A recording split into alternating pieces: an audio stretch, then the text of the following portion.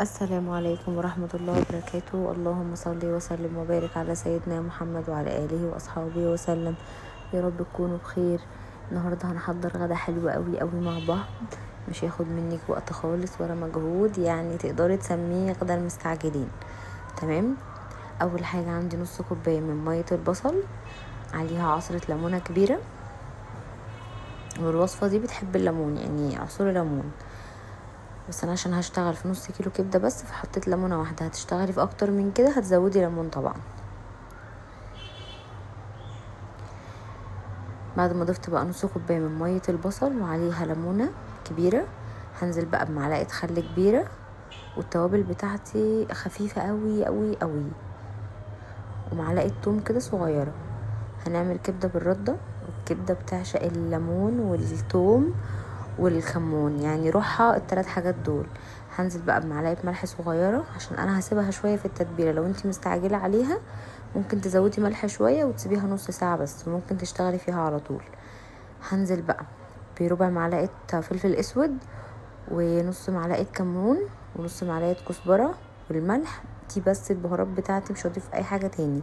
نص معلقه كمون، ونص معلقه كزبره، وربع معلقه فلفل اسود، ومعلقه صغيره من الملح، ومعلقه كبيره من الخل، وعصره ليمونه، ونص كوبايه من ميه البصل. الكبده بتاعتي طبعا كنت شطفوها، الكبده ما بتتغسلش بس انا كنت غسلاها كده بخل.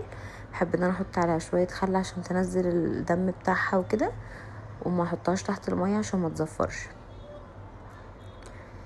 هبتدي بقى احط الكبده بقى في التتبيله دي، وهسيبها بقى انا هسيبها حوالي ساعتين كده. لو انتي مستعجله عليها تقدري تشتغلي فيها على طول. بعد بقى ما سبت الكبده ساعتين 3 كده في التتبيله، هي قاعده بالظبط ساعتين ونص، وخلاص كنت هبتدي ان انا هقليها. هبتدي بقى اعمل بقى المكرونه جنبها كده، شويه مكرونه بالصلصه حلوين. وهنعمل النهارده المكرونه مختلفه شويه، يعني انا كل مره بعمل صلصه المكرونه بالثوم بس، النهارده هنضيف لها بقى شويه بصل كده عشان خاطر عندي شويه سجق كده في الفريزر يعني معمولين جاهزين، فقلت هحطهم في المكرونه كمان النهارده. جبت بقى بصلايه صغيره كده بتقطعها مكعبات صغيره او اضربها في الكبه براحتك، وهبتدي بقى ان انا احمرها في شويه زيت لحد ما تاخد معايا اللون الاصفر الحلو دوت. وهنزل عليها بقى بمعلقه توم صغيره. هشوح بقى التوم مع البصل في الزيت كده مع التوابل اللي هضيفها دلوقتي. ممكن تضيفي التوابل في الاخر، بس انا بصراحه بحب تست التوابل لما يتحمر شويه مع الاكل، مع التوم يعني والبصل وكده. حطيت بقى الملح، هتظبطي ملحك، وحطيت فلفل اسود، نص معلقه صغيره فلفل اسود، ونص معلقه صغيره كمون، ونص معلقه صغيره كزبره، ونص معلقه صغيره بابريكا. البهارات الكلاسيك العاديه جدا بتاعتك اللي موجوده في كل بيت، البهارات العاديه الكلاسيك الهاديه قوي دي. هشوحهم بقى مع بعض كده شويه، وهنزل عليهم بنص كيلو طماطم مضروب في الخلاط. الطماطم بتاعتي ناعمه قوي.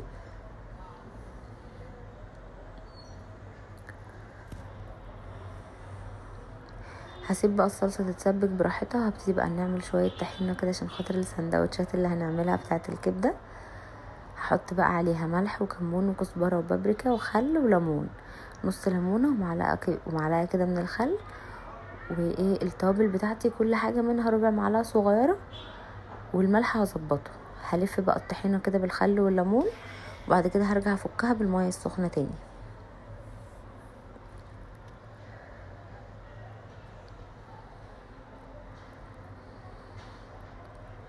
وانا هعمل الطحينه النهارده قوامها تقيل شويه عشان خاطر هتتحط في السندوتشات، فعايزاها تبقى تقيله شويه، ما تبقاش خفيفه قوي.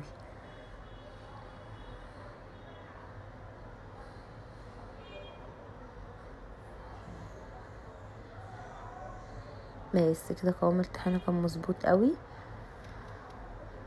هحس ان هي كده عايزه شويه ملح، فهضيف لها كده سنه من الملح، يعني اظبط الملح بتاعها بس. وكده برضو الطحينه تبقى خلصت. الصلصه بتاعتي خلاص بدات ان هي تتسبك وتندر قدامها. حطيت ميه عشان اسلق المكرونه. اعملي بقى اي نوع مكرونه انت بتحبيه.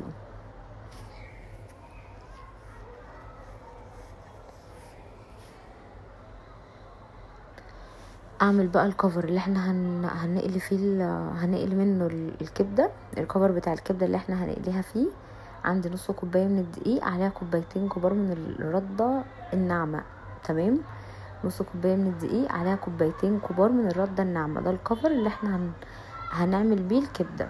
تمام كده، مش هضيف له اي توابل ولا اي بهارات خالص، لان الكبده بتاعتي متبهره كويس قوي ومتبله كويس قوي، قعدت شويه حلوين في التتبيله. فانا الكفر ده زي ما هو كده، مش هضيف له اي حاجه تاني. هبتدي بقى ان انا احط الكبده كده فيه واضغطها بالشكل دوت كده، عشان خاطر الكفر يمسك عليها وما يقعش. ونص كوبايه الدقيق برضو بتساعدك ان الكفر يمسك اكتر على الكبده، ما يقعش. لو عملتيها برده بس، الرده مش هتمسك قوي على الكبده فهيقع منك وهيفك. لكن هنا معلقه، يعني هنا نص كوبايه الدقيق اللي احنا بنحطها دي بتخلي الكفر يمسك احسن على على الكبده. وقليها برضو في زيت سخن على نار تكون عالية، لان الكبدة مبتاخدش وقت خالص في السوا، يعني هي بتاخد دقيقة على الجنب ده ودقيقة على الجنب ده وخلاص. الزيت بيكون سخن وبيكون النار عالية.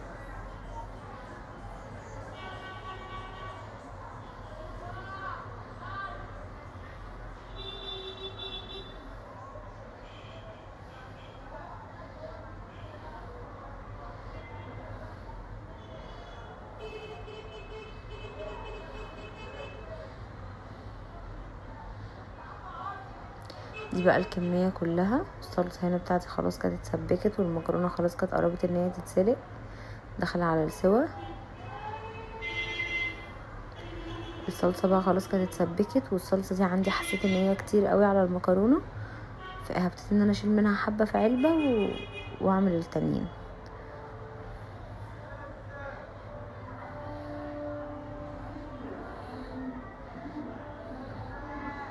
هحتاجها برضو في اي حاجة تاني، الصلصة دي مش هتخسر يعني.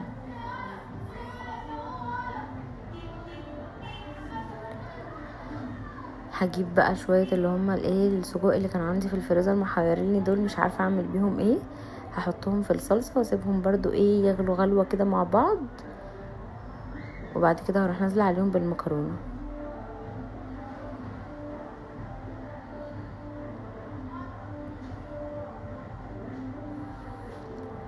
بس كده المكرونة خلاص برضو كانت اتسلقت، هبتدي ان انا اصفيها.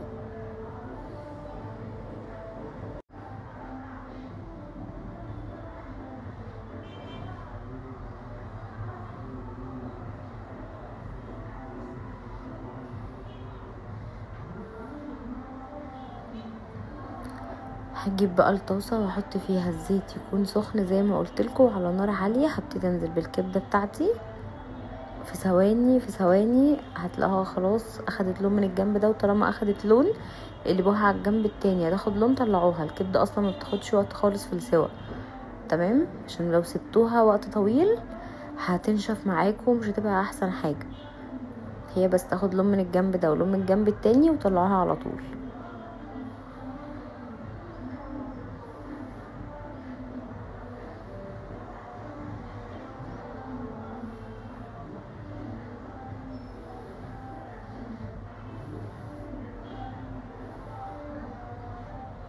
اطلعها بقى كده على جرجيره عشان خاطر الريحه بقى والتست الحلو ده يطلع كده.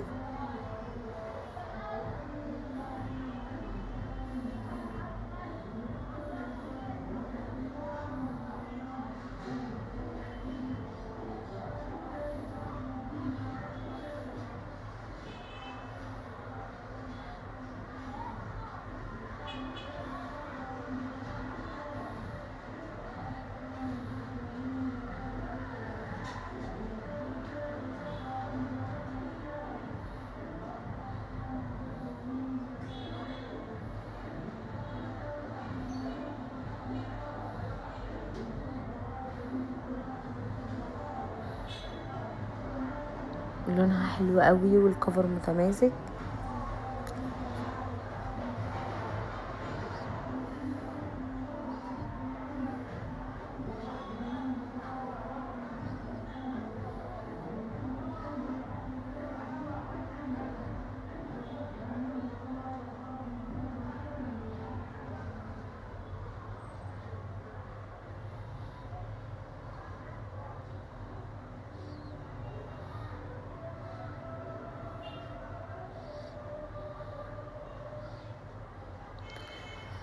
خلاص هنا خليت برضو الصلصة كده مع السجق تاخد غلوة شوية. هنزل بقى بالمكرونة عليها واقلبهم بقى مع بعض كده يتشربوا من بعض. والمكرونة برضو خلصت وخلاص.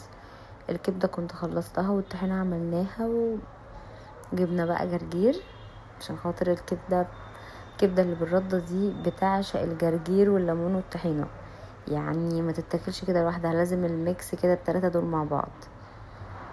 بصوا شكلها عامل ازاي ومستوية من جوه وخطيرة. المكرونة برضو كانت حلوة قوي. يعني طالما كبدة بالردة يبقى عيش بلدي، العيش البلدي ده بقى وحط فيه شريحة الكبدة كده مع شوية كده من الطحينة وشوية كده من الجرجير وعصرة ليمونة. الميكس ده مع بعضه كده كفيل يوديكي في حتة تانية، يعني حاجة كده خطيرة، مش عايز اي حاجة جنبه اصلا. بس كده، وده كان الفيديو بتاعنا النهارده. يا رب الفيديو يكون عجبكم. متنسوش تعملوا شير للفيديو وسبسكرايب للقناه وتفعلوا زر الجرس عشان يوصلكم كل جديد، واشوفكم في فيديو جديد. السلام عليكم ورحمه الله وبركاته.